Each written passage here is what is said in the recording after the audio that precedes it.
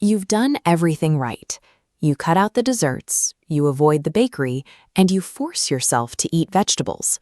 But 2 hours after dinner, your blood sugar still spikes dangerously high, and you have no idea why. The problem is how we define healthy food. A vegetable's vitamin content, its nutrient density, and its reputation have absolutely nothing to do with how safely your body processes its carbohydrates. This graph illustrates glycemic index, measuring exactly how fast a food causes your blood sugar to spike. By filling in the solid volume beneath that curve, we see glycemic load, the physical payload of sugar dumped into your bloodstream.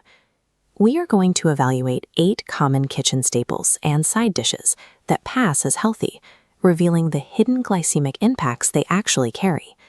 More importantly, we will outline the specific, non-negotiable preparation methods you have to use if you want to keep eating them.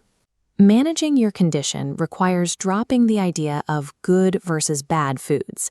Success relies entirely on a strict framework of heat, cooling, and portion control. We start with the 2 heaviest hitters in almost every cultural diet: hot, freshly cooked white potatoes and white rice. When you eat these staples steaming hot, the starches are highly digestible and contain almost zero fiber. The physiological outcome is an immediate, massive glycemic index spike. Look at this bar chart comparing their GI scores. White rice hits a 73, and a baked potato scales all the way up to 111. Both of these actually spike your blood sugar faster than eating pure white table sugar. If you refuse to give them up, you have to use a specific mitigation hack. You must boil the starch, cool it in your refrigerator for 8 to 12 hours, and then reheat it before eating. This temperature drop forces the food to develop resistant starch. The physical structure of the carbohydrate alters, making it much harder for your intestines to break down and absorb. Returning to our chart, this resistant starch hack shrinks the post-meal GI spike by 25 to 30%, moving them into a much safer zone. The low-effort alternative is to swap out the white rice entirely. Quinoa and brown rice naturally sit at a much safer GI of around 50 without needing a 12-hour cooling process. The trade-off is simple. Keeping your traditional white rice and potatoes means sacrificing spontaneous cooking. You have to commit to strict, time-intensive meal prep.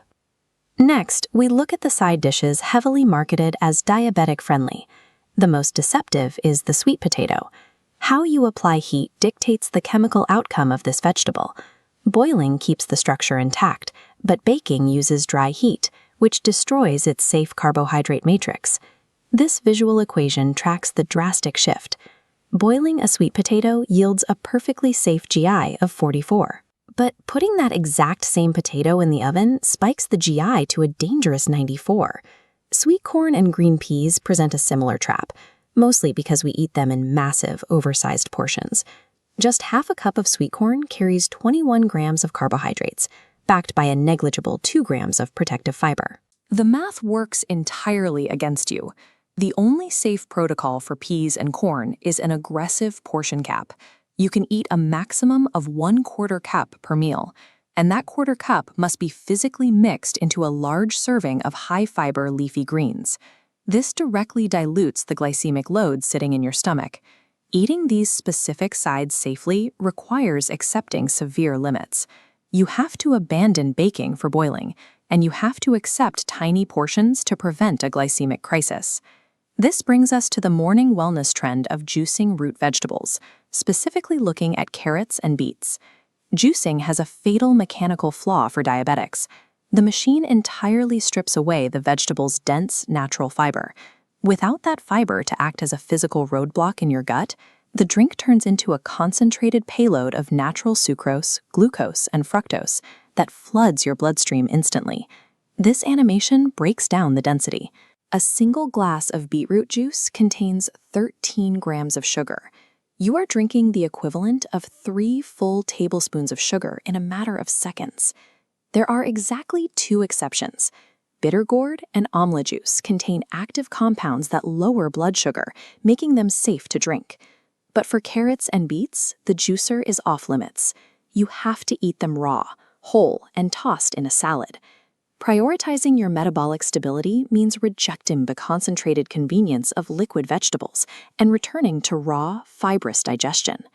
Now that we know what to restrict, we need an actionable blueprint for building a meal that actually works. This diagram shows the 75-10-15 plate method.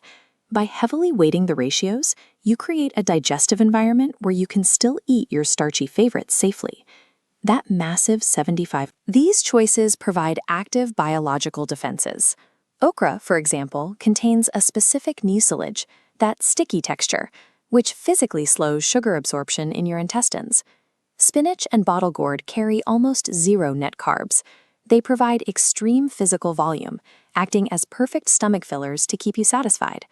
To push your glucose control even further, there is one final dietary hack, the apple cider vinegar protocol. The exact input is 1 tablespoon of apple cider vinegar mixed into a glass of water, consumed 10 minutes before eating. The data shows this specific sequence reduces post-meal sugar spikes by 20 to 30%. The required trade-off here is acidity. If you suffer from severe acid reflux or gastrointestinal issues, you must strictly avoid this step. Diet is ultimately an engineering problem.